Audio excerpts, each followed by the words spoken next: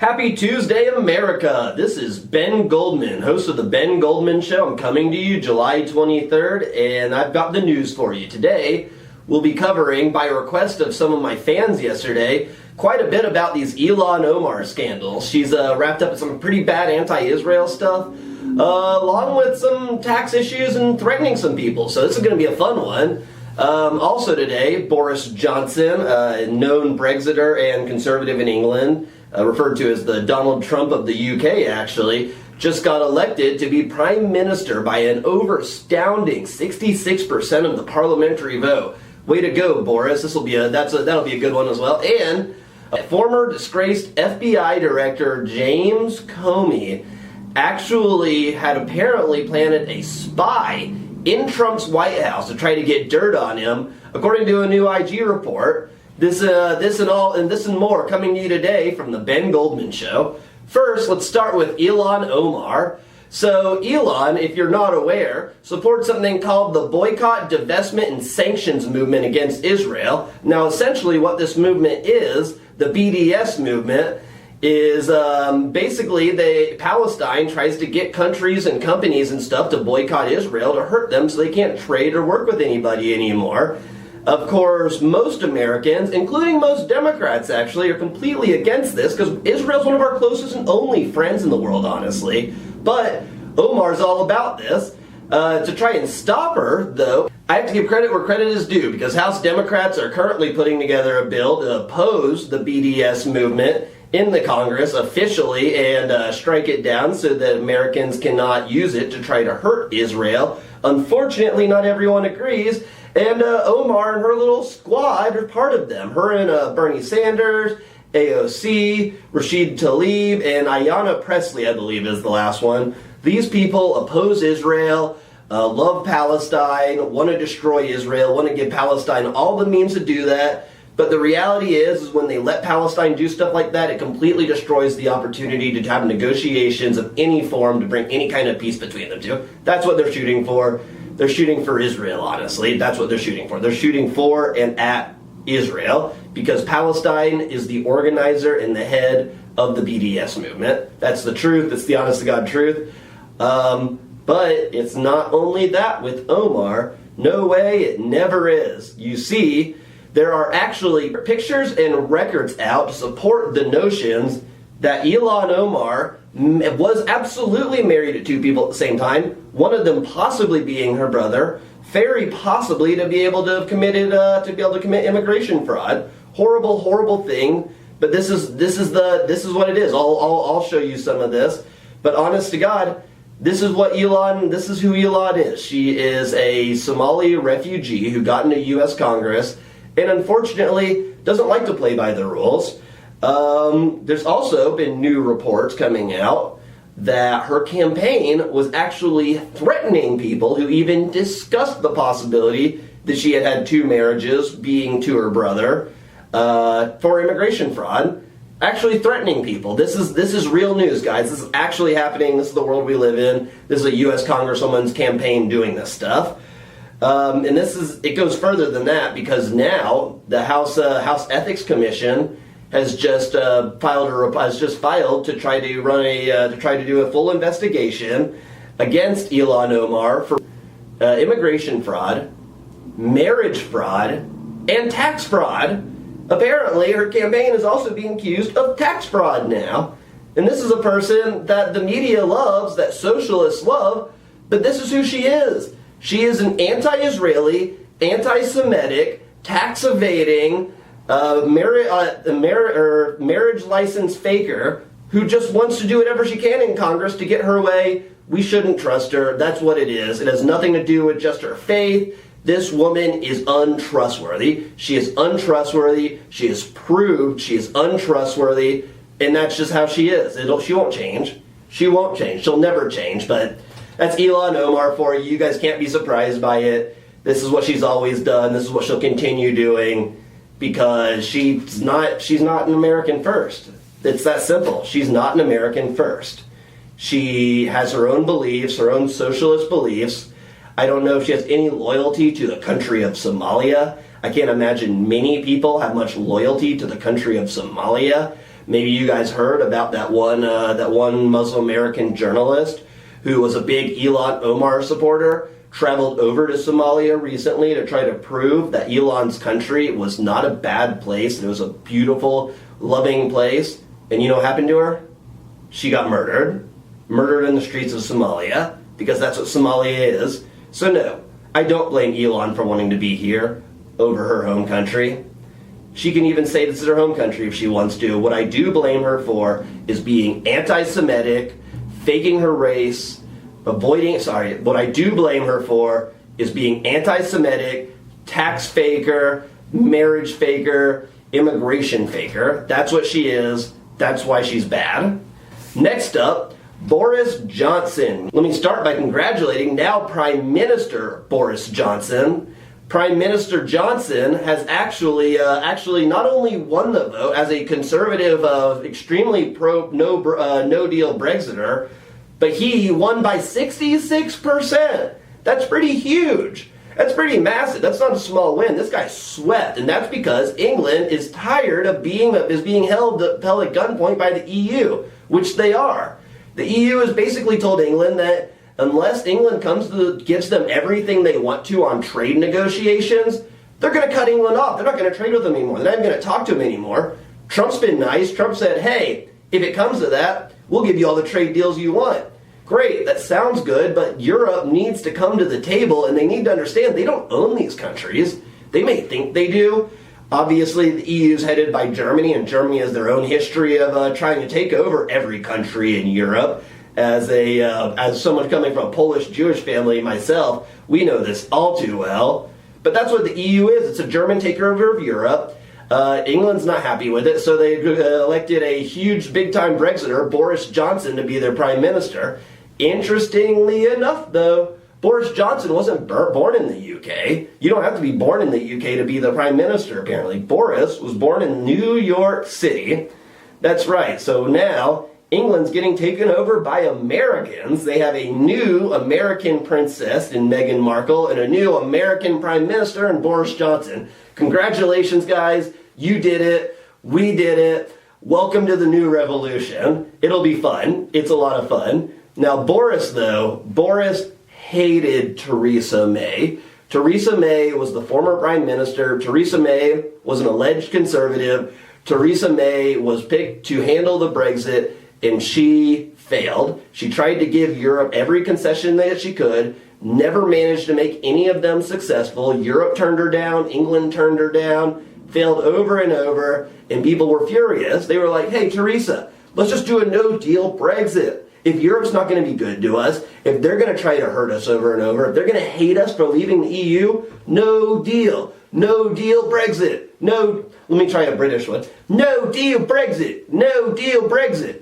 That's a terrible British accent to all my British watchers out there. I apologize. Hopefully it's not too offensive. Maybe you can get a laugh at me if nothing else. Johnson, though, not a total newcomer to UK politics.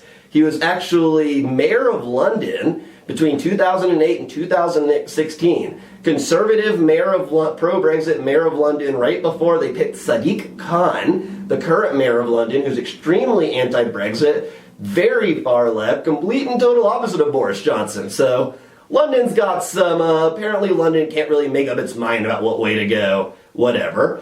Boris was also foreign secretary under Theresa May, 2016 to 2018, where he trashed her over and over. It was a big embarrassment for her. If you guys followed UK news at all, she was humiliated because her own foreign secretary was coming out in public and attacking her for doing a terrible job. Let's see. He was elected this time to a partial term. A partial term as the United Kingdom Prime Minister because Theresa May actually had to step down after all of her failed Brexit deals. So Boris only got it for a couple of years. But the pro-EU leftists right now are trying to force him to call a second special election for a new prime minister because he's only on a partial term, which is crazy. Honestly, it's insane. They need to just wait the term out, let him fill it out, but this is what leftists do. They try to twist the rules, they try to break everything because they want to see the world run the way they want it to. They are totalitarian, fascist. Unfortunately, this is the truth around the world. the left tends to be the side that goes towards fascism. You saw it with Venezuela. You saw it with the National Socialist Party, the Nazis of Germany. This is what happens when you want to institute socialism, is you need a powerful, strong leader to run everything. Powerful, strong leader to run everything. Apparently Arnold Schwarzenegger is the next prime minister of Austria. But anyways, that's why socialism will continue to fail. Now, let's get over to the really fun one. Our good personal friend of the show. Not friend of the show. That was another bad impersonation for you. James Comey. That's right, old Jim, Big Jim Comey, everyone's favorite FBI director, who was fired by President Trump, is back in the news today. Not because he's tweeting obnoxious anti-Trump stuff. No. This time it's all about an IG report. That's right, the Inspector General is actually about to release a report that says not only did Jim Comey lie to Trump repeatedly while Trump was first president to try to convince him that he wasn't under investigation in the Russia probe, but James Comey installed not one, but two spies. Two spies in Trump's White House. Two spies installed by James Comey in Trump's White House. That's right, just to try to prove that Trump was a Russian plant. Now, to make it even worse, the first spy, a guy named Anthony Ferrante, I had to read it off this paper there, a spy named Anthony Ferrante was spying on Trump in the White House, and when he left the White House, he was immediately hired by BuzzFeed to push the Steele dossier. Does that sound familiar to you guys? A BuzzFeed pushing the Steele dossier? Because it sure does to me. That's what the FBI used to justify their investigation into Trump. And this guy, Comey's personal spy in the White House, did that. But it gets even better, much better, because not only was that Steele dossier disproved by Judicial Watch earlier this week when they found an internal FBI document before the investigation started, proving that almost all of the claims in the dossier had actually already been disproven by the FBI. Not just none of them were proven, they were disproven by the FBI and the document was considered illegitimate. Thank you, Judicial Watch, for putting that one out. But Comey actually brought in the second spy right after Ferrante. You see, after Ferrante left, they brought in the second spy, a person named Jordan Ray Kelly. Jordan Ray Kelly was the second spy in Trump's White House by James Comey, and when Jordan Ray left, Jordan Ray and Ferrante both went and got hired at a firm called FTI Consulting in D.C. Weird coincidence, huh? Nice little cush jobs right after leaving the FBI and spying on the president at the same firm. Seems a little suspicious to me. Maybe it's time some you people out there look into FTI Consulting in D.C. That's again FTI Consulting in D.C. Also, for what it's worth, James Comey actually made up a position for Ferrante to get him access to the president the way he did. Unheard of, sickening, very similar to what happened in Watergate. But this is what they do. This is what people on the left do when they don't like stuff. I mean, James Comey is maybe an outlier. The guy is like an incompetent version of Hillary Clinton. Not to say she was the most competent person in the world, but James Comey's a joke. He's a joke. He was going to get caught. The guy's he's an idiot. You hear that, James Comey? You are an idiot. I say this, Ben Goldman, official statement, James Comey is an idiot. Anyways, enough trashing my good best friend ever, James Comey. Let's get to our final thoughts for the day. Again, at request of some of my fans, my final thoughts for the day are all about the squad, or as Trump calls them, AOC plus 3. Let's give you a rundown. The squad, AOC plus 3, are anti-Israel. They are anti-Semites. Israel's the closest ally of the United States. They hate them. They will attack them. They'll support Palestine. They'll condemn anyone who supports Israel. This is who they are. Not only that, but these crazy, crazy left socialists that call themselves democratic socialists, they want everyone to live in public housing. Did you read the Green New Deal? Everyone living in public housing, ban on airplanes, ban on gas cars, destroy private businesses. AOC actually says capitalism hasn't been around forever, and capitalism won't be around forever. Good to know her plan is to destroy capitalism and private businesses. She doesn't want people to succeed. She wants people to live under an authoritarian state where she's the leader. It's gross. It's gross. And did you see what Congresswoman Rashida Tlaib did right before she was elected? I'll throw a nice little video up on the screen.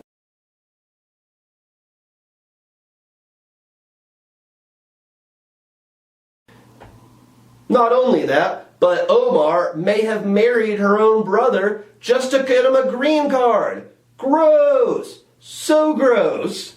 And then she tries to say one was cultural and one was love. But she's back married with the first one again. So who can say which was which? We've seen Omar try to cheat on her taxes. We've seen her attack Israel. We've seen her with this weird marriage scandal. And she definitely did have those two people she was married to. I'll put that up on the screen again really quickly. But this is what it is. These are the spawn of Bernie Sanders' Democrat Socialist Party. This was inevitable in 2016, after 2016, and of course they became anti-Semitic, anti-Americans, because at the end of the day, socialists are exactly that. We don't want to become a socialist country. We don't want to become communist Russia. We don't want to become Venezuela. We don't want to become Nazi Germany, and this is what socialism leads to. This is what they support. They need to get their act together. They need to decide if they support America or they support socialism. Thank you guys for tuning in. Look forward to seeing you guys again tomorrow, and have a great day.